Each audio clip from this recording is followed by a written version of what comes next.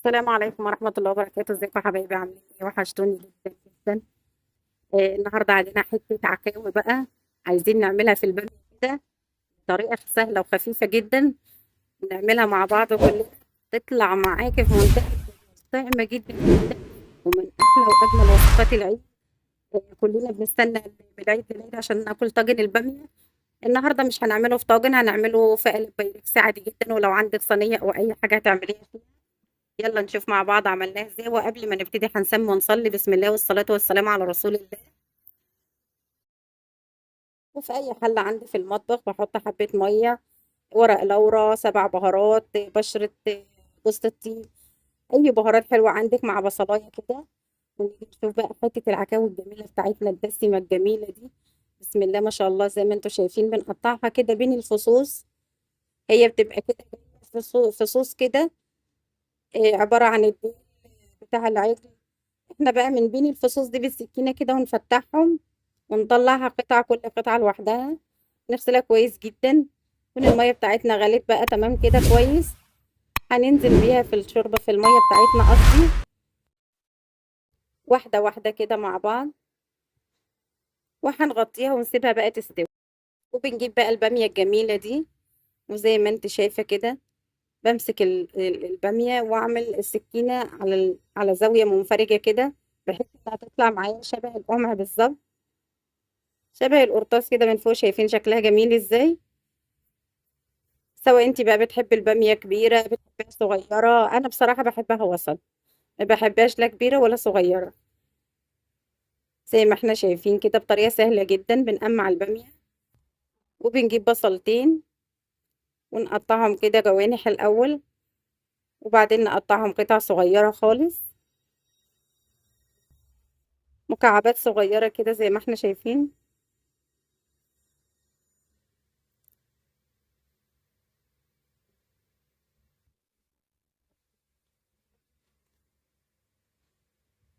طبعا في العكاوي بحب العكاوي بتحب البصل، فبتكون البصل فيها يعني اكتر شوية من اي خضار انت هتعمليه.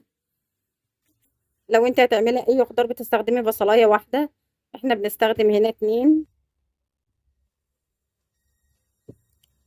وفي حلة كده عندك معلقة سمنة بلدي جميلة كده، وتنزلي بالبصل.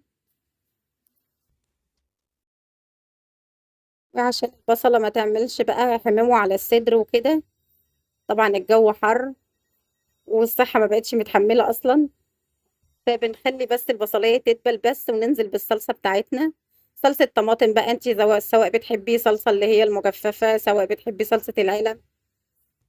انا عن نفسي بتبقى عندي صلصة حلوة كده بسبكها، عملناها مع بعض على القناة قبل كده. وبعدين بتنزلي بالشوربة، وبنسيبها تغلي مع بعض. اول ما بتغلي انا بنزل، طبعا بتكون العكاوي بتاعتي استوت، شايفين جميلة ازاي؟ بنزل بالعكاوي تاخد غلوة، تتشرب كده من الصوص الجميل دون.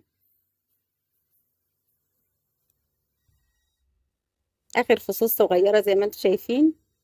وبعدين بنزل بالبامية، بقلبهم مع بعض كده واغطيهم.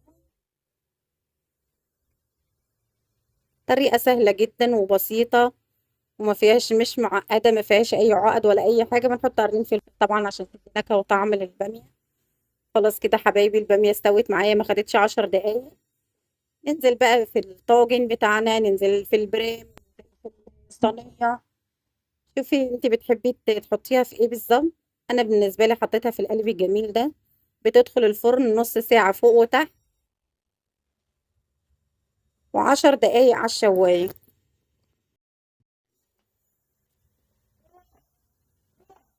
بتطلع معايا بالشكل الجميل دوت، زي ما احنا شايفين جميلة ازاي. واللي وصل معايا لحد هنا حبايبي ما ينسانيش بلايك وشير وسبسكرايب، يوصلكوا كل فيديوهاتي الجديدة. شايفين الجمال والحلاوة. واشوفكم في فيديو جديد ووصفة جديدة. والسلام عليكم ورحمة الله وبركاته.